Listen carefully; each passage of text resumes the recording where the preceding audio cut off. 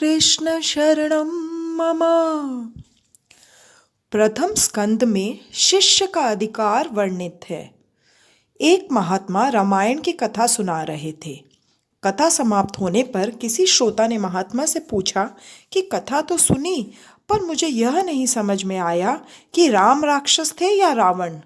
तो महात्मा ने उसे उत्तर दिया कि न तो राम राक्षस थे और न रावण। राक्षस तो मैं ही हूँ कि जो तुझे कुछ भी समझा न सका। परमात्मा की कथा बार बार सुनोगे तो प्रभु के प्रति प्रेम भाव जागेगा। शौनक मुनि ने सूत जी से कहा, भागवत कथा में हमको श्रद्धा है, आपके प्रति हमें आदर है। अनेक जन्मों के पुण्यों का उदय होने पर ही अधिकारी वक्ता के मुख से कथा सुनने का सौभाग्य प्राप्त होता है। प्रथम श्रवण भक्ति है। रुक्मणी ने अपने पत्र में लिखा था कि तुम्हारी कथा सुनकर ही तुमसे विवाह करने की इच्छा हुई थी। श्रुत्वा शब्द वहाँ है। भगवान के गुण सुनने से उनके लिए प्रेम भाव उत्पन्न होता है। श्रोता और वक्ता दोनों विनयी होने चाहिए। सूत जी श्रोताओं को साधुवाद देते हैं। वे कहते हैं, कथा सुनकर तुम्हें जो करना चाहिए वह तो तुम करते हो। तुम शांति से सुनते हो तो मेरा मन भी भगवान में स्थिर होता है। तुम ज्ञानी हो, प्रभु प्रेम में पागल हो, परंतु मेरा कल्याण करने के लिए प्रश्न पूछते हो। कथा सुनाकर मैं तो अपनी वाणी को पवित्र करूँगा। मम त्वेतां वाणी गुणकथन पुण्येन भवतः पुनामोत्यर्थे अस्मिन् पुरमथन बुद्धिर्व्यवसिता। शिव महिम्न स्तोत्र में पुष्पदंत ने भी कहा है कि शिव तत्व का वर्णन वैसे तो कौन कर सकता है, मैं तो अपनी वाणी को पवित्र करने चला हूँ। आरंभ में सूत जी सुखदेव जी को वंदन करते हैं, फिर भगवान नारायण को वंदन करते हैं। नारायणम नमस्कृत्य। भारत के प्रधान देव नारायण हैं। श्री कृष्ण गोलोक में पधारे। सभी अवतारों की समाप्ति हुई, किंतु नारायण की न तो समाप्ति हुई है और न होगी। भारत की प्रजा का कल्याण करने के लिए वे आज भी तपश्चर्या कर रहे हैं। श्री शंकराचार्य जी को नर नारायण का दर्शन हुआ तो उन्होंने कहा कि मैं तो महान योगी हूँ, इससे आपका दर्शन कर सका हूँ, किंतु कलयुग के भोगी जन भी आपके दर्शन कर सके ऐसी कृपा कीजिए। भगवान ने उन्हें उस समय बद्री नारायण के नारद कुंड में स्नान करने का आदेश दिया और कहा कि वहाँ से तुम्हें मेरी जो मूर्ति मिलेगी उसकी स्थापना करना।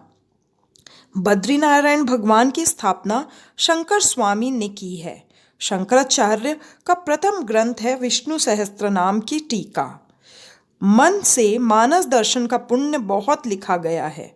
नारायण को मन से प्रणाम करो, जो जाए बद्री उसकी काया सुधरी।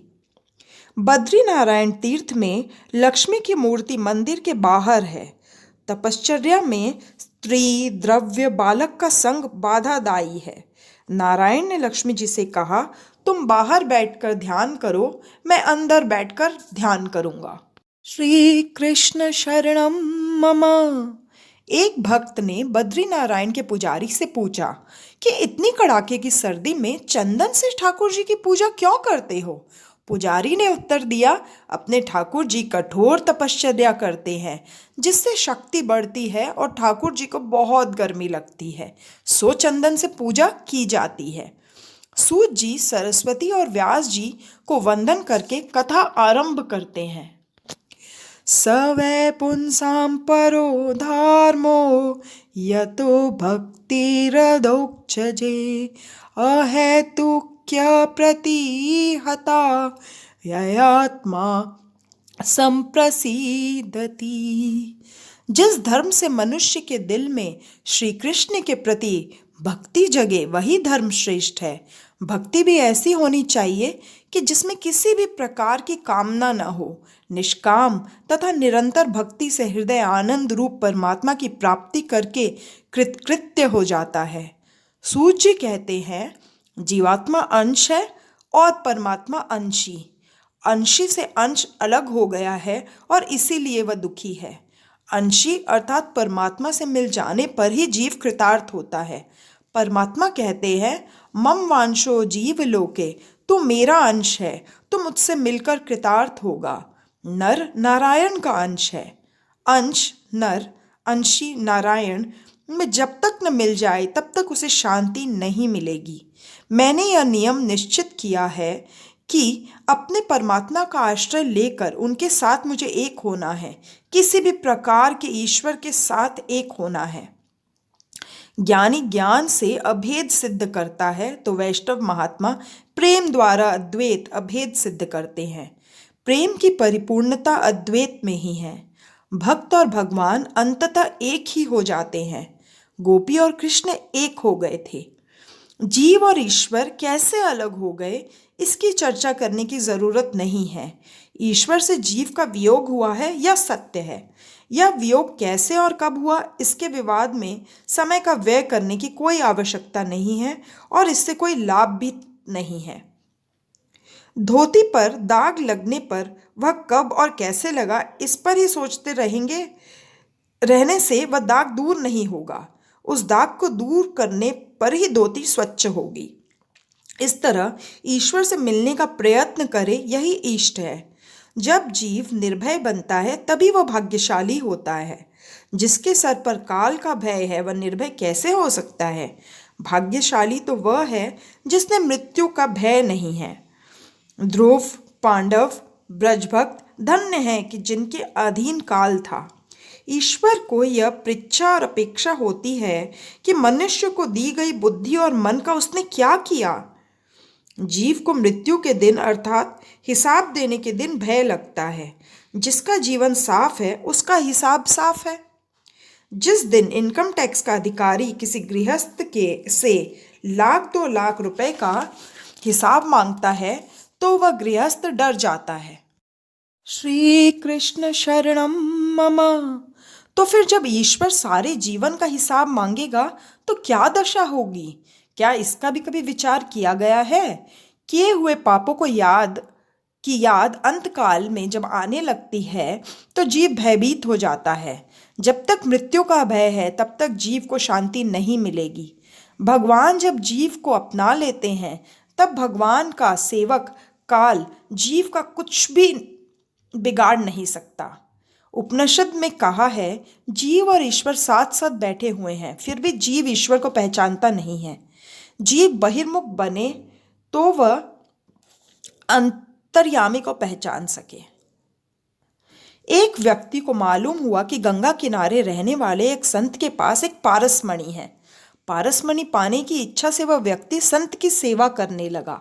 संत ने कहा कि मैं गंगा स्नान करने जा रहा हूँ, वापस आकर तुझे मैं पारसमणि दूंगा। संत तो ऐसा कहकर चले गए। अब इस व्यक्ति के मन में पारसमणि के लिए अकुलाहट बढ़ती गई। उसने संत की गैर हाजिरी में सारी झोपड़ी छान डाली, परंतु पारसमणि उसके हाथ न लगी। संत वापस आए। संत ने यह जान लिया तो पूछा कि क्या इतना भी धीरज नहीं है। पारसमणि तो मैंने उस डिब्बिया में रखी है। ऐसा कहकर उन्होंने एक डिब्बिया नीचे उतारी। वह डिब्बिया तो लोहे की थी।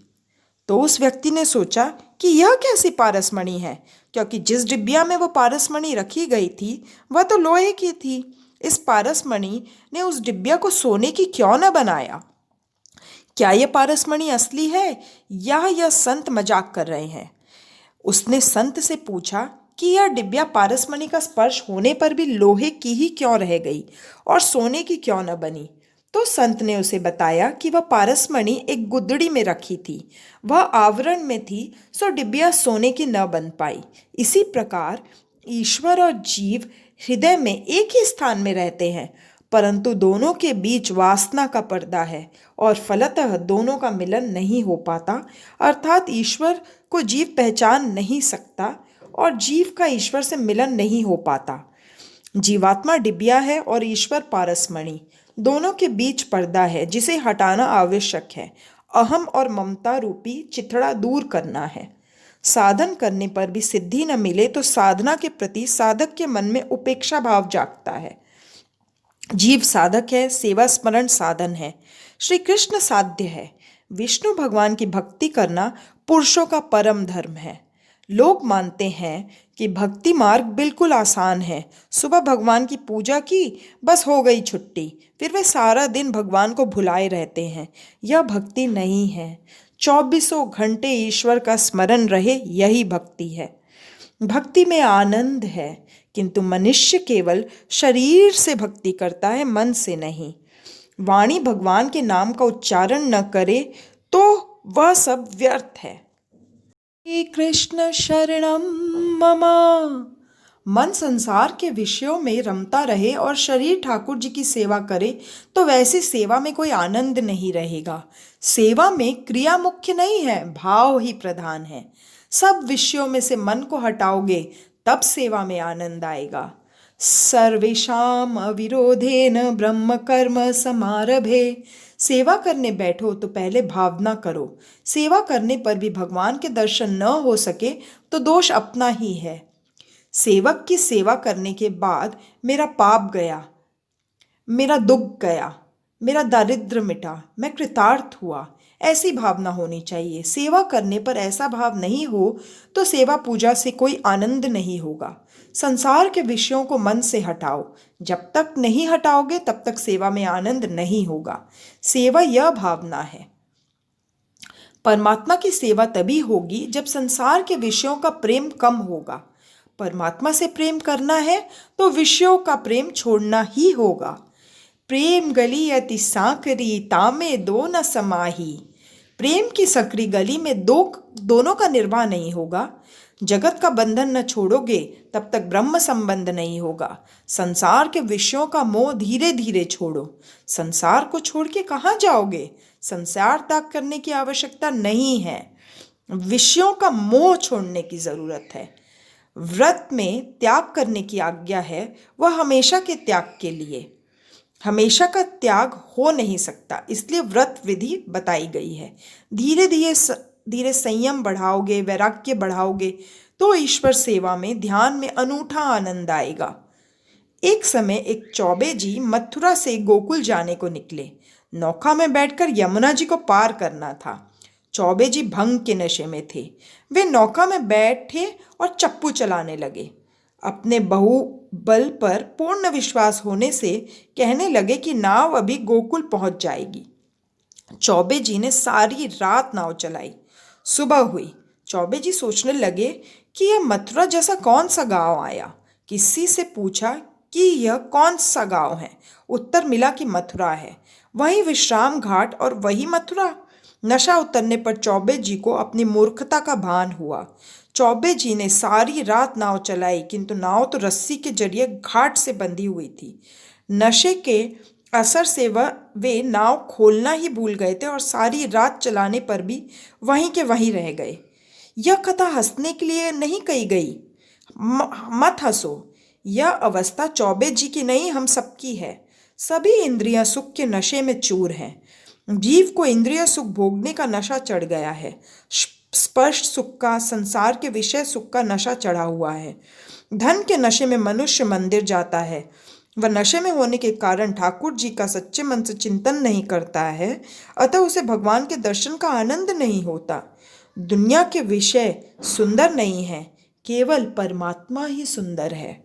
वासना रूपी डोरी से विषय में बंधी हुई इंद्रियों को छुड़ाना है। श्री कृष्ण शरणम मम। वासना किसी को आगे बढ़ने नहीं देती। वासना की डोरी को नहीं तोड़ोगे तब तक आगे बढ़ नहीं सकोगे। वासना रूपी डोरी से इस जीव की गांठ संसार के साथ बंधी हुई है, उसे छोड़ना है। हृदय में कोई वासना नहीं रहेगी तब भक्ति से आनंद मिलेगा। सर्वोत्तम वस्तु का भगवान को अर्पण करना ही भक्ति है। बिना वैराग्य के भक्ति रोती है। भोग भक्ति में बाधक है। संयम और सदाचार बढ़ाओगे तो भक्ति से आनंद मिलेगा। सुखी होना है तो संसार के विषयों के साथ ज़्यादा प्रेम मत करो। घर में ही वैराग्य की साधना करो। बिना वैराग्य के ज्ञान और भक्ति की शोभा नहीं है। ज्ञान और वैराग्य सहित भक्ति बढ़े तो ईश्वर का साक्षात्कार होता है। ज्ञान मार्ग में इंद्रियों का निरोध करना पड़ता है। भक्ति मार्ग में इंद्रियों को प्रभु मार्ग में ले जाना होता है। सुगंध लेने की इच्छा हो तो ठाकुर जी को फूल अर्पण करने के बाद उसकी सुवास लो। ब्रह्म संबंध को सतत बनाए रखने से ही पर जीवात्मा का कल्याण होता है। वेद भी उसी वासुदेव भगवान का वर्णन करते हैं। उत्तमोत्तम तत्व अद्वैत तत्व है जिसे श्री कृष्ण भगवान कहते हैं। लौकिक व्यवहार के ज्ञान में द्वैत है, ईश्वर के स्वरूप संबंधी ज्ञान में अद्वैत है। व्यवहार के स्वरूप का ज्ञान द्वैत भाव से भरा हुआ है। व्यवहारिक ज्ञान में ज्ञाता और ज्ञेय भिन्न भिन्न है। परमात्मा का ज्ञान होने पर ज्ञाता और ज्ञेय एक बनते हैं। सेवा स्मरण करने से तन्मयता होती है। ईश्वर का अपरोक्ष साक्षात्कार होता है जिससे वह जीव ईश्वर से मिल जाता है। इसके बाद वह यह नहीं कह सकता कि मैं ईश्वर को जानता हूँ। वह ऐसा भी नहीं कह सकता कि मैं ईश्वर को नहीं जानता। गोपी सब में श्री कृष्ण को देखकर जीव भाव भूल गई थी। लाली मेरे लाल की जित देखो तित लाल, लाली देखन मैं गई मैं भी हो गई लाल। श्रुति वर्णन करती है कि वहाँ न तो मैं रहता हूँ और न तू। वृत्ति ब्रह्माकार हो जाता है। श्री कृष्ण के स्वरूप का जिसे अच्छी तरह से ज्ञान होता है वह ईश्वर से अलग नहीं रह सकता। सब में ईश्वर का दर्शन करने वाला स्वयं ही ईश्वर बन जाता है। जीव का जीव भाव न जाए तब तक अपरोक्षानुभव नहीं होता। इस प्रकार अद्वैत का ज्ञान बताया है। जीव और ब्रह्म का अद्वैत पीछे सिद्ध होगा। उससे पहले जीव और गुरु का अद्वैत होना चाहिए। मन से एक होना है, शरीर से नहीं।